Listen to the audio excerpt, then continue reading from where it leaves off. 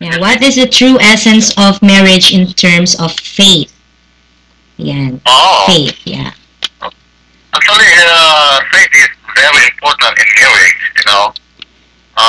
Because in the book of Matthew, I think it's chapter 19, and in Psalm 127, verse 1, except the Lord build the house, you labor in vain, build it. Meaning, hindi lang dalawa yung mag-asawa. Kailangan ang nasa center na relationship between marriage is God. Like in John 15, apart from Him, wala tayong magagawa eh. Although there's a lot of books regarding marriage, meron lang ay mga experience when it comes to the Word of God. Siya sinasabi na kasiguraduhan ng relationship ng mag-asawa. So, napakahalaga yung faith sa relationship ng mag-asawa.